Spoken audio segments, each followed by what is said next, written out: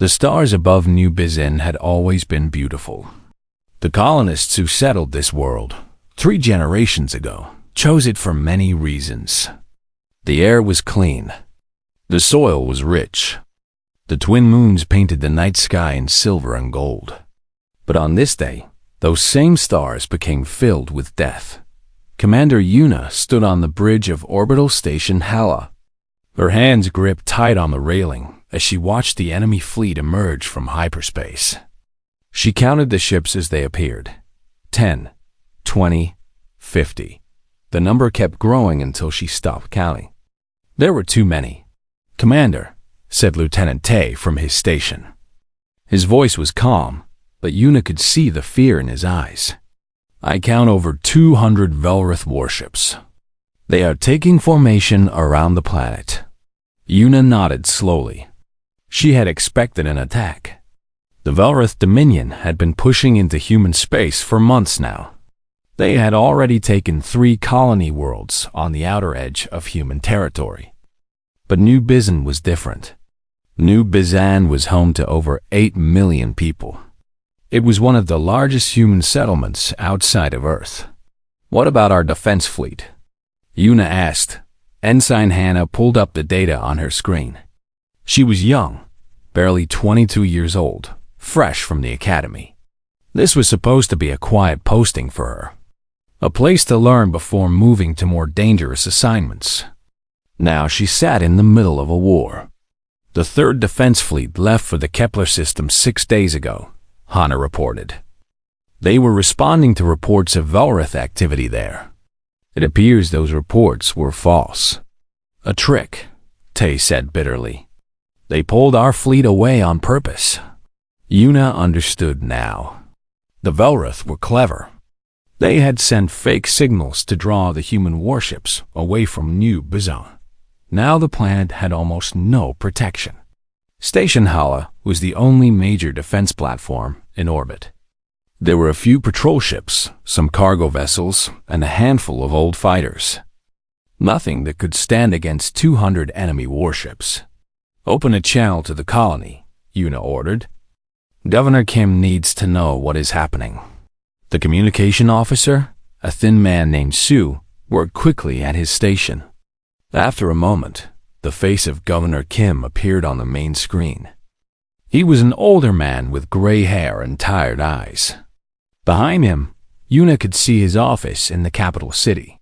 Through the window, she could see the blue sky of New Bizin.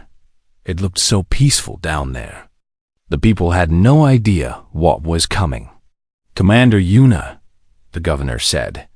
"I assume this is about the ships my sensors are detecting." "Yes, Governor. The Velrith Dominion has arrived in force. Over 200 warships. They have us surrounded." The governor's face went pale. He was a politician, not a soldier. He had never faced anything like this before. For a long moment, he said nothing. Then he took a deep breath and straightened his back. "What do you need from me?" he asked. "Begin evacuation procedures for the major cities," Yuna said. "Move people to the underground shelters. If the Velrith break through our defenses, they will likely bombard the surface before landing troops." "Understood. How long can you hold them?" Yuna looked at her tactical display. The Velrith ships were massive. Their weapons were powerful. Station Hala was strong, but it was designed to defend against pirates and small raiding parties.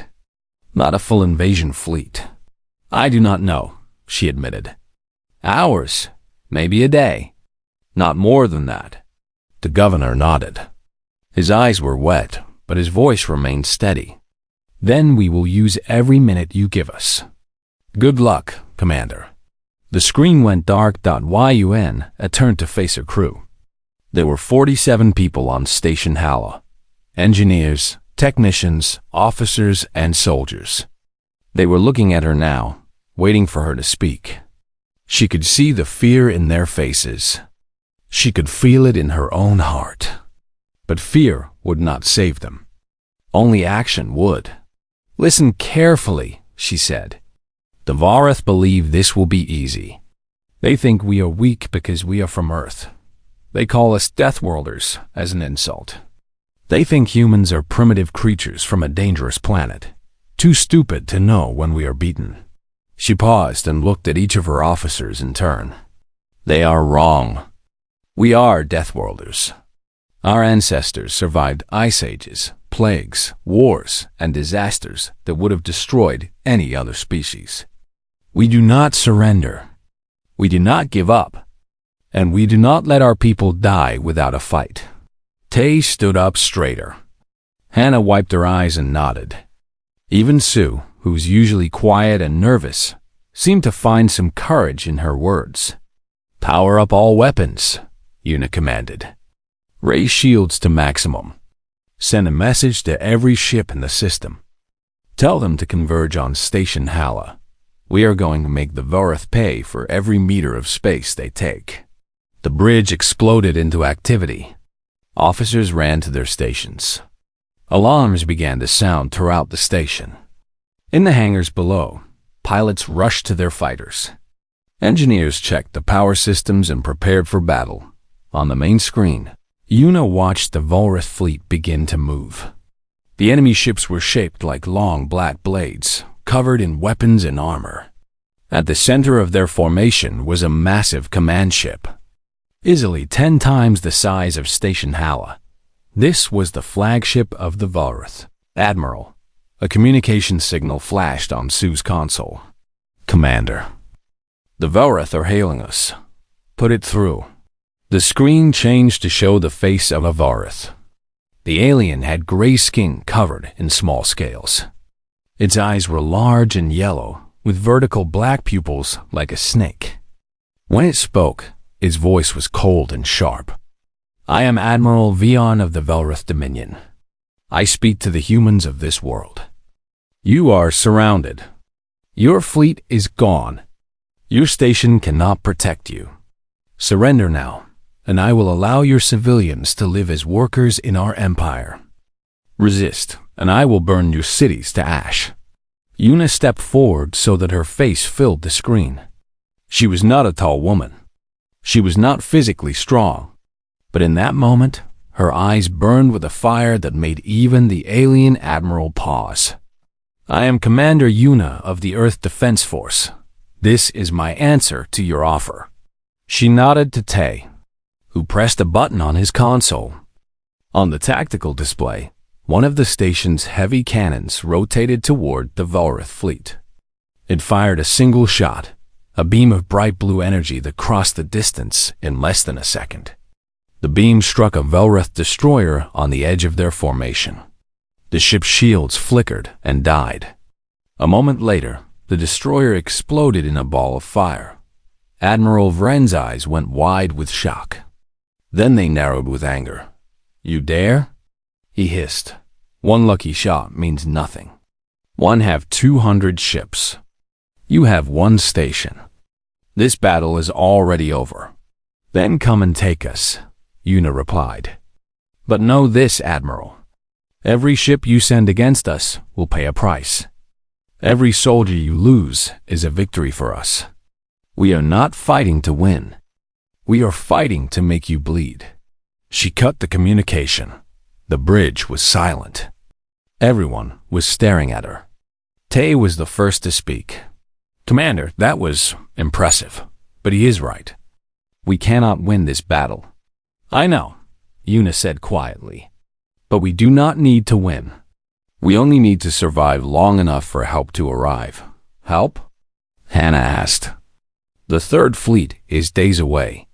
Even if they turned around right now, they could not reach us in time." Una walked to the window of the bridge and looked out at the stars. Somewhere out there, far beyond this system, was Earth, and scattered across the galaxy were millions of humans. Soldiers, merchants, explorers, and settlers. The Vorith thought humans were alone here. They thought this colony was isolated and helpless. They were wrong. "There is another way," Una said. "A signal that has not been used in over 50 years. It was created during the First Contact War, when humanity faced extinction. When this signal is sent, Every human ship within range is bound by ancient law to respond. No matter who they are, no matter what they are doing, they must come. Tay frowned. You mean the Deathworld Protocol? Yes, but Commander, that protocol is only supposed to be used in the most extreme circumstances. If we send it, and the Council finds out. The Council is not here, Yuna interrupted. The Council cannot see the 200 warships surrounding us. The Council cannot hear the screams of 8 million people when the bombs start falling. I will answer to them later. Right now, I am sending that signal. She turned to Sue. Prepare the emergency beacon. Load it with the Deathworld Protocol code. Yes, Commander. Sue hesitated. But the Velrath are jamming our communications. The signal will not get through. Yuna had expected this. She looked at Tay. The beacon has its own power source. If we launch it past the jamming field, it will transmit automatically. Tay understood immediately. His face went pale. You want me to fly it out there? Through the enemy fleet. You are the best pilot on this station. If anyone can make it through, it is you. Tay was quiet for a long moment. He looked at the tactical display, at the hundreds of enemy ships waiting in the darkness. Then he looked at Hana, who was watching him with fear in her eyes. They had been together for almost a year now. He had planned to propose to her next month. I will do it, he said. Tay, no, Hana whispered. He walked over to her and took her hands. Someone has to. And I am the only one who has a chance. Tears ran down her face. You might not come back. I know. He kissed her forehead gently. But if I do not try, none of us will survive. The signal is our only hope. Yuna watched them, her heart heavy with grief. She hated herself for asking this of him. But she had no choice. The lives of millions depended on that signal reaching the stars. Lieutenant Tay, she said formally. You have why the hangar bay of Station Hala was loud with the sounds of war. Alarms screamed. Engineers shouted orders. Pilots ran to their fighters while technicians loaded ammunition and checked fuel lines. In the middle of this chaos, Lieutenant Tay walked with purpose toward the far end of the bay. His ship was waiting for him. It was not a fighter. It was not a warship. It was an old courier vessel called the Swift Wind. The ship was small and fast, designed for carrying messages and small cargo through dangerous space. It had light shields and no weapons. What it did have was the fastest engine of any ship on the station. Chief Engineer Park was already there, working on the ship. Park was a large man with thick arms and grease on his face. He had served in the Earth Navy for 30 years before retiring to this quiet colony world. Now he was preparing a ship for what might be a suicide mission. She is ready, Park said when Tay approached. I boosted the engines by 20%. You will have more speed than the specs say, but the hull might shake apart if you push too hard. I will be careful, Tay said. Park laughed bitterly. You are flying through 200 enemy warships with no weapons and a tin can for armor. Careful is not the word I would use. Tay smiled despite the fear in his heart. Then wish me luck instead. The old engineer grabbed his shoulder with a strong hand. Good luck, son. May your ancestors guide you through the fire. Tay climbed into the cockpit of the Swift Wind. The seat was worn and comfortable. He had flown this ship many times before on routine missions. Cargo runs. Patrol sweeps. Nothing dangerous. Nothing like this. Behind the pilot's seat was a metal container the size of a large suitcase. Inside was the emergency beacon loaded with the Deathworld Protocol. Tay looked at it and understood the weight of what he carried. This small device was the hope of 8 million people. He powered up the ship. The engines hummed to life. The displays lit up with data about speed, shields, fuel, and system status. Everything was green. Everything was ready. "Swift wind to Station Hala," he said into the communicator. "I am prepared for launch." Commander Yuna's voice came through the speakers. "Understood, Swift Wind. The Velrith have begun their attack. We are taking heavy fire, but we are holding. We will open a path for you on the eastern approach. That is where their formation is weakest." Tay studied his tactical display. The eastern approach meant flying past at least 30 enemy ships. His shields would last maybe 10 seconds under concentrated fire. He would need to be very fast and very lucky. "I see it, Commander." "I am ready, Lieutenant Tay." Yuna paused. "Thank you. Whatever happens, know that your courage will not be forgotten." "Just keep the station alive until help arrives," Tay replied. "I will do my part." The hangar doors opened. Beyond them was the blackness of space, lit by the flashes of weapons fire. Station Hala's cannons were shooting at the Vorith fleet, and the Vorith were shooting back. Explosions bloomed in the void like deadly flowers. Tay took a deep breath. He thought of Hannah. He thought of her smile, her laugh, the way she looked at him when she thought he was not watching. He wanted to marry her. He wanted to grow old with her. He wanted so many things, but sometimes wanting was not enough. Sometimes duty came first. He pushed the throttle forward. The swift wind shot out of the hangar like a bullet from a gun. The acceleration pushed Tay back into his seat. Stars blurred past the cockpit windows. Behind him, Station Hala grew smaller and smaller. "Enemy ships detected," the ship's computer announced. "Multiple targeting signatures. Recommend evasive action." "No need to recommend," Tay muttered. "I know." He pulled the control stick hard to the left. The swift wind rolled and dove, twisting through space in a pattern that no computer could predict. This was why Yuna had chosen him. Tay was not just a good pilot. He was an artist. His movements were instinct, not calculation. The first enemy shots passed within meters of his hull. Green energy beams cut through the space where he had been a fraction of a second before. Tay did not slow down. He pushed the engines harder, feeling the ship shake around him. A Vorith destroyer appeared ahead of him, blocking his path. It was massive, its hull bristling with weapons. The ship began to turn, trying to bring its main guns to bear on the tiny courier vessel. Tay did not turn away. He flew straight at it. "What are you doing?" Park's voice crackled over the communicator. The old engineer was watching from the station. "You were flying right at them." "I know what I'm doing," Tay replied. He waited until the last possible second. The destroyer's weapons charged, ready to fire.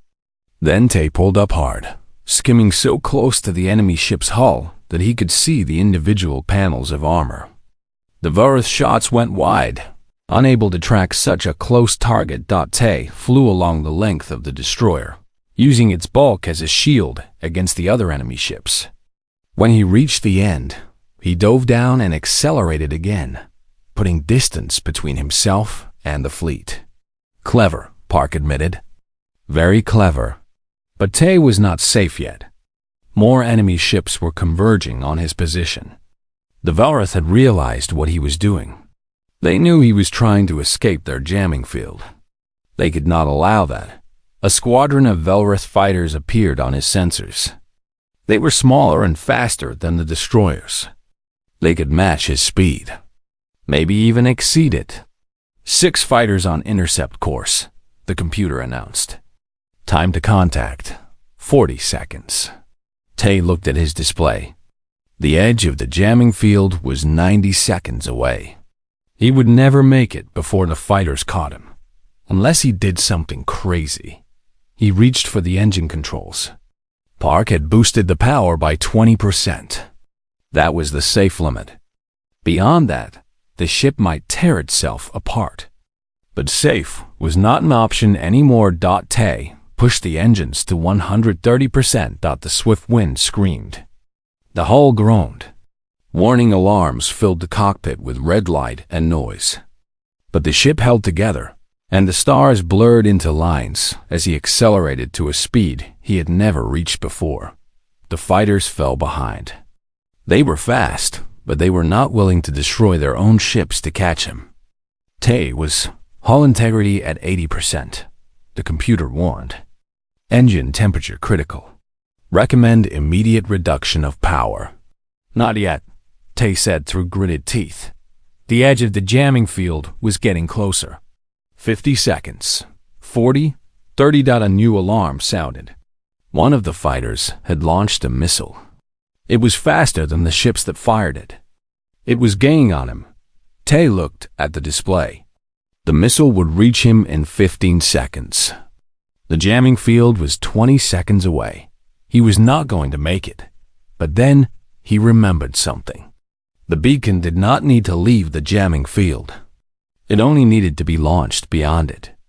And the beacon had its own small engine. Tay grabbed the controls for the cargo bay. He aimed the launch tube at the space ahead of him, toward the edge of the jamming field.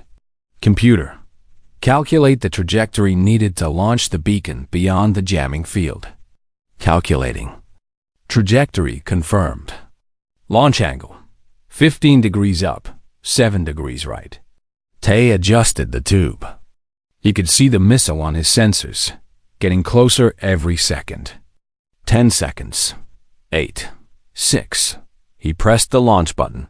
The beacon shot out of the swift wind, flying on its own small engine toward the edge of the jamming field. It was tiny, barely visible on sensors. The Valrath missile ignored it completely, focusing on the larger target of the ship. Beacon away, Tay reported. It is going to make it. The missile was 3 seconds away. Tay did not have time to evade. He did not have time to do anything except watch the beacon fly toward safety. Then something unexpected happened. A beam of blue light shot across space and struck the missile. The weapon exploded harmlessly, its fragments scattering into the void. Tay looked at his sensors in shock. Station Hala had fired one of its heavy cannons across the battlefield. At this distance, hitting such a small target was nearly impossible. But someone had done it anyway. Hana, he whispered, understanding. She was the station's best gunner. She had saved him. Swift wind, this is Station Hala. It was Hana's voice, shaking with emotion. Missile destroyed. Beacon has cleared the jamming field. Signal is transmitting. Tay felt tears in his eyes. I copy, Hala. I am coming home. He turned the swift wind around and pushed the damaged engines one more time. The ship limped back toward the station, trailing smoke and sparks. Behind him, the beacon broadcast its message to the stars. The signal was simple. Just one word in old Earth military code. A word that had not been spoken in 50 years. A word that carried the weight of human history and the promise of human fury. Deathworld. Across the galaxy. On ships and stations and planets, humans heard the signal. They stopped what they were doing. They looked up from their work. They felt something stir in their blood, something ancient and powerful. On a merchant freighter 3 systems away, Captain Day put down his coffee and walked to the bridge. His crew was already there, staring at the communication screen. Is that what I think it is? His first officer asked. Day nodded slowly. His face was hard, his eyes cold. Yes, someone activated the Deathworld protocol. But it means someone is about to die. Day sat down in his captain's chair. And we are going to make sure it is not our people. He opened a channel to his crew. All hands, this. Admiral Viarn stood on the bridge of his flagship, the Eternal Conquest, and watched the battle with growing frustration. The human station was supposed to fall within hours. His intelligence officers had promised him an easy victory. They said the humans were weak, their defenses minimal, their spirits broken. They were wrong about everything. Station Hala had been fighting for nearly 12 hours now. Viren had thrown wave after wave of ships at it, and still it held. The humans fought with a ferocity he had never seen before. They did not retreat. They did not surrender. They simply kept firing, even as their shields failed and their hull cracked. "Admiral," said his tactical officer, a young Velrith named Krell, "we have lost 17 ships. Another 42 are damaged. At this rate, we will lose a quarter of our fleet before the station falls." Viarin hissed with anger. "That is unacceptable. We have 200 ships. They have one station. This should have been over already. The humans are fighting harder than expected, Admiral. Their commander is skilled. She has turned that station into a fortress." Viren thought about the human commander. Yuna, she had called herself. A small female with fire in her eyes. She had destroyed one of his ships with her opening shot, a message of defiance that had surprised him. He had expected the humans to cower and beg for mercy. Instead, they had chosen to die fighting. It was admirable in a primitive sort of way. But it was also foolish. The humans could not win this battle. All they could do was delay the inevitable. "What about the small ship that escaped earlier?" Viarn asked. "The one that launched something before we could destroy it." Krell checked his display. "Our sensors detected it launching a small object, Admiral.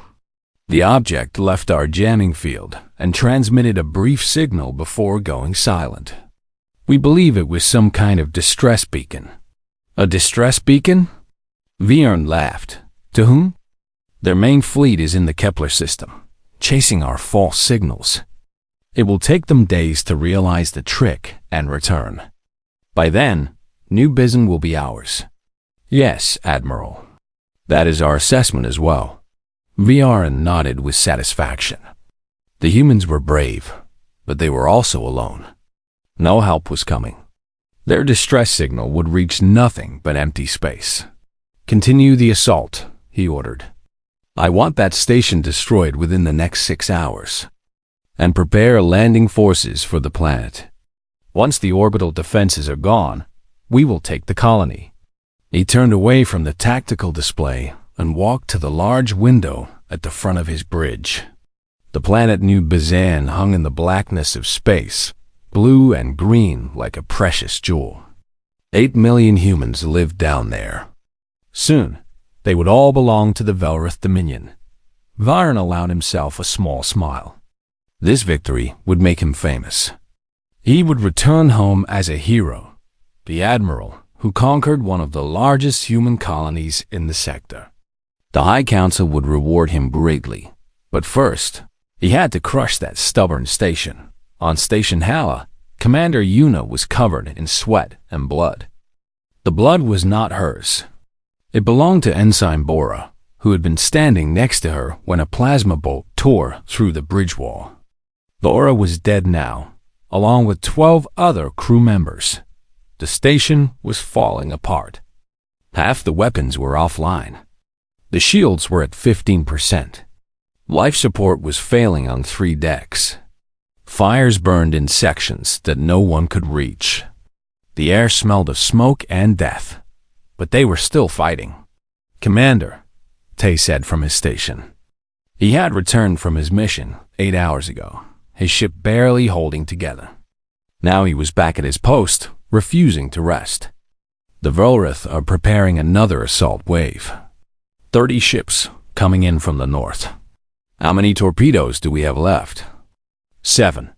7 torpedoes against 30 ships. Yuna did the math in her head. It was not enough. It was nowhere near enough. "Fire them all," she ordered. "Make every shot count." The station shook as the remaining torpedoes launched. On the tactical display, Yuna watched them streak toward the enemy formation. The Velrith tried to shoot them down, but these were old torpedoes with primitive guidance systems. They were harder to track than the modern ones. 4 of them found their targets. 4 enemy ships exploded. The rest kept coming. "Reload the cannons," Yuna commanded. "All power to forward shields." Hannah worked at her station with desperate speed. Her hands were shaking, but her aim was still true. She fired the heavy cannons again and again, knocking out 2 more ships before they reached effective range. Then the Velroth opened fire. The station rocked with explosions. Sparks flew from consoles. The lights flickered and died, replaced by the dim red glow of emergency power. Una was thrown from her feet, hitting the deck hard. For a moment, everything went black. When she opened her eyes, Tay was pulling her up. "Commander, are you hurt?" She touched her head and felt blood. "I am fine. What is our status?" "Shields are down. Hull breaches on decks 5, 7, and 9. We have sealed those sections, but we have lost another 18 crew members." Tay's voice cracked. "We are down to 26 people, Commander. And we have almost no weapons left." Una looked around the ruined bridge. The survivors were staring at her, waiting for orders. They were exhausted. They were injured. They were terrified. But they were still here. They had not given up. She pulled herself up using the command railing and stood as straight as she could. "How long has it been since we sent the signal?" Tay checked his display. 14 hours. 14 hours. In 14 hours, the Deathworld protocol had been traveling across space at the speed of light. It had reached every human ship within range. The question was whether any of them could arrive in time. "The Velroth do not know what we have done," Una said slowly. "They think we are alone. They think no one is coming. Let them believe that. Let them think they have already won." "What are you planning, Commander?" Hannah asked. "We cannot fight anymore. We have no weapons, no shields, no power. But we can still do one thing." Una smiled, and there was something dangerous in her eyes. "We can pretend to surrender." Tay understood immediately. "You want to buy more time. Every minute we survive is another minute for help to arrive. If the Velroth think we have given up, they will stop shooting. They will send boarding parties instead. Boarding parties are slow. Clearing a station room by room takes hours. And during those hours, the fleet might arrive," Hannah finished. "If it is coming," Una admitted, "we have no way of knowing if anyone answered the signal. But it is our only chance." She walked to the communication console and opened a channel to the Velroth flagship. Admiral Vrand's face appeared on the screen. He looked smug and satisfied. "Commander Una, have you finally come to your senses?" "You have won, Admiral," Una said. Her voice was flat and defeated. "Our weapons are destroyed. Our shields are gone. We cannot fight anymore."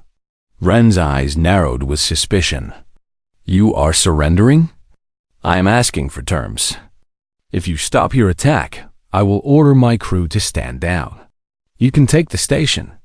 All I ask is that you spare my people." The Admiral considered this for a long moment. Una could see him thinking, weighing the risks. He suspected a trick. But he also knew that his forces had suffered heavy losses. Accepting a surrender would save him more ships and soldiers. "Very well," Viarn finally said. "Cease all fire. I am sending boarding parties to take control of the station. Your crew will be treated as prisoners of war as long as they offer no resistance." "Understood." The screen went dark. Una turned to her crew. "Everyone, prepare to resist. Arm yourselves with whatever you can find.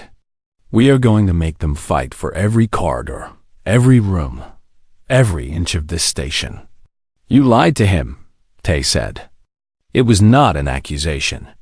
It was a statement of admiration. "He would have lied to us if our positions were reversed," Una replied. "War is not fair. We do what we must to survive." For the next 2 hours, Station Hala became a nightmare for the Velroth boarding parties. The humans hid in the corridors and attacked from the shadows. They set traps using damaged equipment and broken pipes. They fought with improvised weapons when their guns ran out of Ammunition. The Velrith soldiers were bigger and stronger than the humans. They had better armor and better weapons. But they had never fought an enemy like this. The humans did not fight fair. They ambushed from ventilation shafts. They collapsed ceilings on enemy squads. They turned every room into a death trap. On the flagship, Admiral Viren watched the reports come in with growing disbelief. "What do you mean they are still fighting?" he demanded. "They surrendered." "The surrender was a trick, Admiral," Krell reported nervously. "The humans are engaging our troops throughout the station. We have lost 40 soldiers so far." 40 soldiers? To clear one station? The humans are very determined, Admiral. They are using tactics we have never seen before. They fight without honor. Viren slammed his fist on his command chair. "Then burn them out. Target the station with our main weapons and destroy it completely." "But Admiral, we have 300 of our own soldiers aboard the station. They would be killed as well." Viren hesitated. Killing his own troops would be a stain on his record. The High Council would not approve. But neither would they approve of this humiliation. Before he could make a decision, an alarm sounded on the bridge. "Admiral!" Krell shouted. "Hyperspace signatures." Multiple contacts emerging from hyperspace. Viren spun around to face the tactical display. "Where? How many?" Krell's face went pale. "Everywhere, Admiral. All around us. I am counting over 300." Admiral Viren could not believe what he was seeing. His tactical display was filled with new contacts. Hundreds of human ships had appeared all around his fleet, emerging from hyperspace in a wave of light and energy. They were everywhere, surrounding his forces like a closing fist. "This is impossible," he whispered. "Where did they all come from?" Tactical Officer Krell was working frantically at his station, trying to analyze the threat. "Admiral, I am scanning the enemy vessels. Most of them are not military ships. They are cargo freighters, mining vessels, passenger transports. They have minimal weapons and weak shields." "Then they are no threat," Viren said, but his voice was uncertain. "Our warships will destroy them easily. There are so many of them, Admiral." One count over 300 ships. And more are still arriving. Viren stared at the display. The human ships were not organized in any military formation. They were scattered across space in a chaotic mess.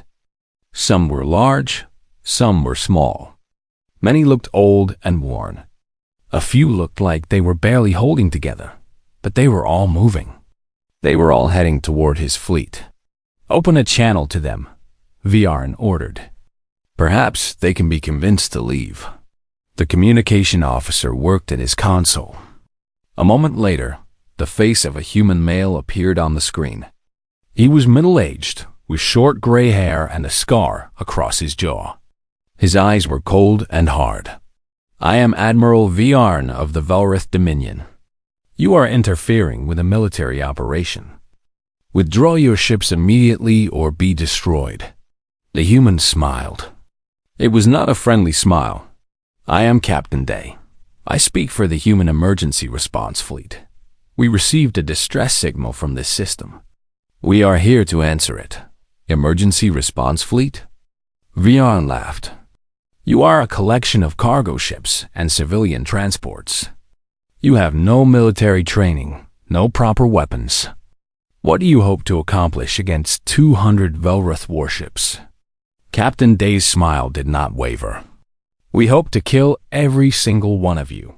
The screen went dark. Viren was silent for a moment. Then he turned to his officers with fury in his eyes. "All ships, prepare for battle. These humans want to die? Then we will grant their wish. Destroy them all." The Velrith fleet began to reposition. The massive warships turned their weapons toward the approaching human vessels. In any normal battle, this would have been a slaughter. The Velrith had superior firepower, superior technology, superior training. But this was not a normal battle. Captain Day stood on the bridge of his freighter and watched the Velrith fleet prepare to attack. He had no illusions about what was coming. His ship had no weapons except for a few small cannons that were meant for asteroid clearing. His crew were merchants, not soldiers. Half of them had never been in combat before, but none of that mattered. They were here because they had to be. Because the Deathworld protocol demanded it. Because somewhere on that damaged station and that besieged planet, humans were dying. And humans did not abandon their own. All ships, this is Captain Day. The Velrith are preparing to engage. Remember your instructions. We cannot fight them in a straight battle. We have to be clever. We have to be fast. And we have to be willing to sacrifice everything. He took a deep breath. Execute Pattern 7. Across the battlefield, the human ships scattered. They did not attack directly. Instead, they spread out in all directions, moving in random patterns that made them difficult to track. The Velrith gunners found it hard to aim at targets that would not stay still. A group of mining vessels dove toward a Velrith destroyer. The warship opened fire, expecting to destroy them easily. But the miners were not trying to fight. They were carrying their cargo holds full of explosive materials. Industrial chemicals, mining explosives, fuel tanks packed with volatile compounds. They crashed into the destroyer, one after another, detonating on impact. The first two explosions barely scratched the shields. The third weakened them. The fourth broke through. The fifth and sixth hit the hull directly, tearing massive holes in the Velrith ship. The seventh reached the power core. The destroyer exploded in a blinding flash of light. Admiral Vierne watched in horror as one of his most powerful ships was destroyed by cargo vessels. "What are they doing?" he demanded. "They are throwing their lives away. It appears they are using their own ships as weapons, Admiral," Krell reported. His voice was shaking. "They are conducting ramming attacks. They are filling their cargo holds with explosives and flying directly into our ships. That is insane. No species would sacrifice their own people so willingly. But the humans were doing exactly that." All across the battlefield, small civilian ships were crashing into Velrith warships. Some were destroyed before they could reach their targets. But others made it through. Every few minutes, another Velrith ship exploded. Not all the humans were attacking. Many of them were flying evasive patterns, drawing Velrith fire away from their allies. They twisted and turned through space, forcing the enemy gunners to waste ammunition on targets that were almost impossible to hit. Captain Day's freighter was leading a group of transport ships toward the damaged station. However, they were not attacking. They were trying to reach the station and evacuate whoever was left alive. "Captain," his first officer called out. "3 Velrith interceptors are moving to block us." Day looked at his tactical display. The interceptors were small and fast, designed to hunt down ships exactly like his. They would reach him in less than 2 minutes. "All ships, continue toward the station. I will draw them away." "Captain, no. If you break formation, you will be alone against 3 warships." "I know." Day turned his ship away from the formation and accelerated toward the interceptors. "Get to that station. Get our people out. That is an order." His freighter was alone now, facing 3 enemy ships. The interceptors adjusted their course to follow him. He was exactly what they wanted. An easy target, isolated and helpless. But Day was not helpless. He had spent 30 years flying through dangerous space. He knew every trick, every technique for survival. And he was not afraid to die. The first interceptor opened fire. Day rolled his ship hard to the left, dodging the blast by centimeters. The second interceptor fired from above. Day dove down, letting the shot pass over him. The third fired from behind. Day killed his engines and let his ship drift, watching the bolt sail past his bow. Then he did something unexpected. He turned and flew directly at the nearest interceptor. The Vorath pilot panicked. He tried to evade, but Day matched his movement. He tried to fire, but Day was too close, coming too fast. At the last moment, Day activated his emergency thrusters and pulled up, scraping his hull against the interceptor's shield. The impact knocked the interceptor off course. It spun wildly, crashing into the second interceptor beside it. Both ships exploded. The third interceptor fired at Day's retreating ship. The shot hit his engine section, crippling his propulsion. The freighter began to drift, helpless and alone. The Vorath ship moved in for the kill, but it never got the chance. From out of nowhere, a massive beam of blue energy struck the interceptor. The Vorath ship disintegrated instantly. They looked at his sensors in confusion. Who had fired that shot? Then he saw it. A battleship was emerging from hyperspace. Not a freighter. Not a transport. A real warship, covered in weapons and armor. On its hull was painted the symbol of the Earth Defense Force. More ships appeared behind it. Destroyers, cruisers, carriers loaded with fighters. The Third Defense Fleet had finally arrived. "This is Admiral June of the Third Defense Fleet," a new voice announced over the communication channel. "We received your signal. We came as fast as we could." They laughed with relief. "Admiral, you have excellent timing. So, I have been told. All ships, engage the enemy. Let us end this." The real battle began. The Vorath were still numerous, but they were no longer confident. Their formations were broken. Their morale was shattered. They had expected to fight a few thousand civilians and a damaged station. Instead, they faced the combined fury of humanity. Admiral Viren watched his fleet crumble around him. Ship after ship was destroyed. His commanders reported losses, casualties, systems failing, shields collapsing. What was supposed to be an easy conquest had become a disaster. "Admiral, we must retreat," Krell urged. "We have lost over 80 ships. If we stay, we will lose everything. Retreat?" Vian snarled. "The Vorath do not retreat. We are the greatest warriors in the galaxy. We cannot be defeated by these primitives." But the evidence was all around him. His flagship shook from a nearby explosion.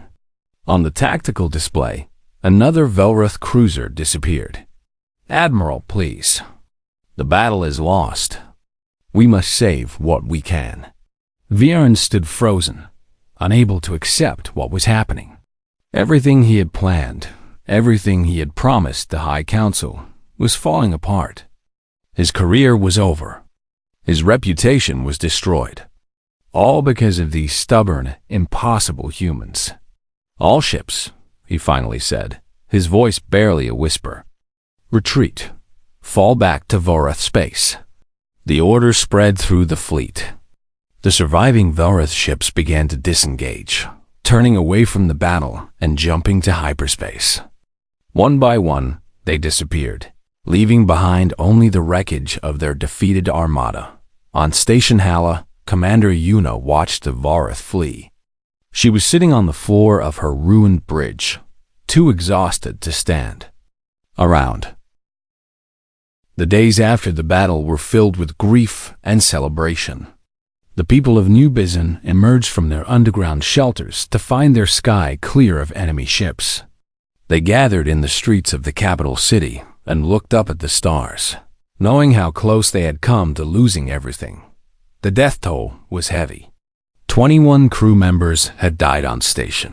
Hala, over 200 civilian volunteers had sacrificed their ships and their lives to protect strangers they had never met. On the planet below, 47 people had died in the initial bombardment before the shelters were complete, but 8 million people were alive. 8 million people who would have become slaves or corpses if not for the bravery of those who answered the call. "Commander, Yuna stood in the main hospital of the capital city, looking down at the body of Ensign Bora. The young woman had been 23 years old. She had just finished her training. She had her whole life ahead of her. She died protecting the power relay, Lieutenant Tay said quietly, standing beside Yuna. If she had not been there, we would have lost main power 3 hours earlier. The station would have fallen. I know. Yuna reached out and touched Bora's cold hand. She was a hero. They all were. The door to the hospital room opened, and Hana entered. She had bandages on her arms and a cut across her forehead, but her eyes were bright with emotion. Commander, Captain Day is asking to see you. He says it is important. Yuna nodded and stepped away from Bora's body. She would grieve later. Right now, there was still work to be done. She found Captain Day in the hospital lobby, speaking with Admiral June and several other military officers. When she approached, they all turned to face her. To her surprise, they saluted. Commander Yuna, Admiral June said. His voice was formal but warm. On behalf of the Earth Defense Force and the United Human Nations, I want to thank you for your extraordinary service. Your actions saved this world and everyone on it. I did not save anyone, Admiral, Yuna replied. My crew did. The volunteers who answered the signal did. Captain Day and his people did. I just gave orders. Orders that held the line for 20 hours against impossible odds, Captain Day said. Orders that kept the enemy focused on your station instead of bombarding the planet.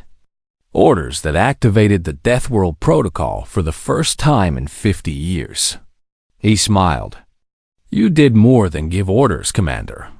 You showed the galaxy what humans are capable of. Yuna did not know what to say. She had spent the last 2 days feeling like a failure. So many of her people were dead. The station was destroyed. She had done everything she could, and it still was not enough. But looking at the faces around her, she realized that she was wrong. She had done something no one thought was possible. She had held the line. She had bought time. And because of that, help had arrived. What happens now? She asked. Admiral June's expression became serious. The Velrith have retreated to their territory, but they will not stay there for long. Our intelligence suggests they are regrouping for a larger assault. They are angry and humiliated. They will want revenge. Then we need to prepare, Yuna said. We are already preparing. The Council has authorized a massive military buildup. Every colony is strengthening its defenses. Every shipyard is working overtime to produce new warships. June paused. And they want you to lead the effort. Yuna blinked in surprise. Me? I am just a station commander. You were a station commander, they corrected. Now you are a symbol. Everyone in human space has heard the story of what happened here. They have heard about the commander who refused to surrender. The commander who held the line against 200 enemy ships. The commander who activated the Deathworld protocol and summoned an armada out of thin air. You are a hero, Commander Yuna, Admiral June added. The people need heroes right now. They need someone to believe in. Someone to follow. Yuna thought about this for a long moment. She had never wanted to be famous. She had never wanted to be a symbol. She just wanted to protect her people and do her duty. But duty sometimes meant doing things you did not want to do. What would you need me to do? She asked. We want you to take command of the new defense initiative, June explained. You will coordinate the military buildup across all human colonies. You will train commanders and crews. You will make sure that what happened here never happens again. Yuna looked at Tay and Hana, who were standing nearby. They nodded at her with encouragement in their eyes. All right, she said finally. I will do it. But I have conditions. Name them. First, every person who died in this battle will be honored. Their names will be remembered forever. Second, the volunteers who answered the Deathworld protocol will receive full military benefits and recognition. They were not soldiers, but they fought like soldiers. They deserve to be treated that way. Agreed, June said without hesitation. Third, I want Captain Day as my second in command. He showed courage and leadership during the battle. I need people like him. Day looked surprised but pleased. I would be honored, Commander. And fourth, Una paused, thinking carefully about her words. I want the Velrith to know what they are facing. I want them to understand that humanity is not weak, that we do not surrender, that when you attack one of us, you attack all of us. Admiral June smiled grimly. I think the Battle of New Bizen already sent that message, Commander. But I understand what you mean. We will make sure the galaxy knows.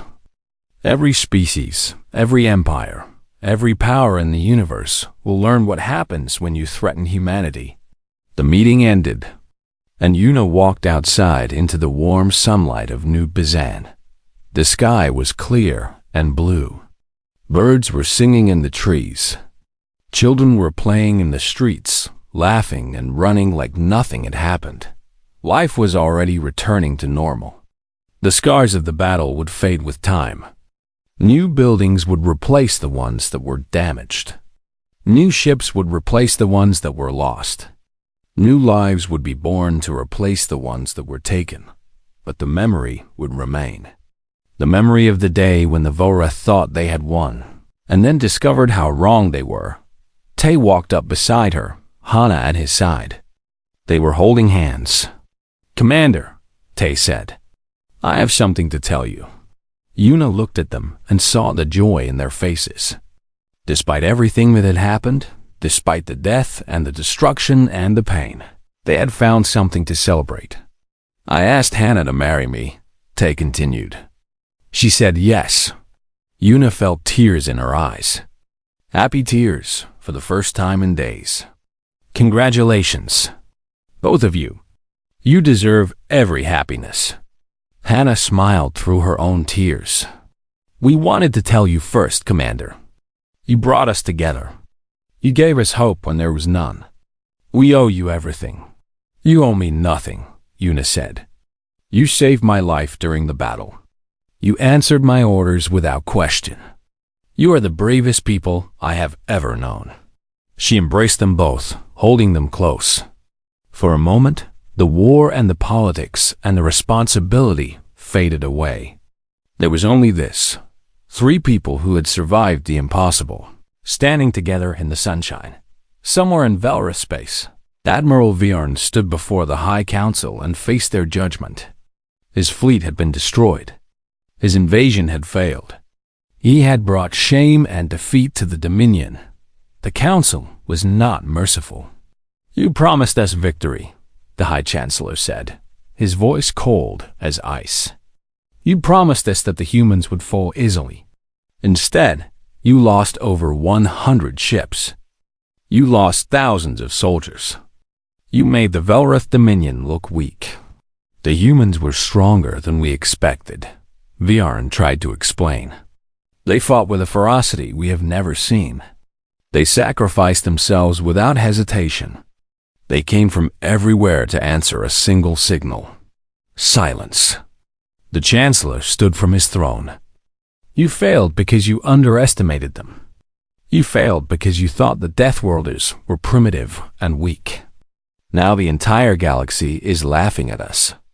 Now every species knows that the humans defeated us. Viorn knew there was no point in arguing. His fate was already sealed. The Dominion does not forget failure, the Chancellor continued. But we also do not forget lessons. You taught us something valuable, Admiral. You taught us that the humans are more dangerous than we believed. You taught us that they cannot be defeated with conventional tactics. Viorn looked up, confused. You are not going to execute me? Not yet. First, you will help us prepare for the next invasion.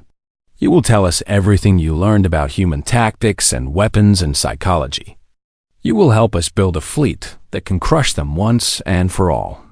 The Chancellor leaned forward, his yellow eyes burning with hatred. And then, when we are ready, we will return to human space. We will not make the same mistakes again. We will bring such overwhelming force that no signal, no protocol, no desperate courage will save them. VR nodded slowly. He understood. He had been given a chance to redeem himself. A chance to destroy the humans who had humiliated him. When do we begin? He asked, immediately. Back on New Bizen, Commander Yuna stood on the balcony of her new headquarters and looked up at the stars. Somewhere out there, the Velroth were planning their revenge. Somewhere out there, enemies were gathering, preparing for war.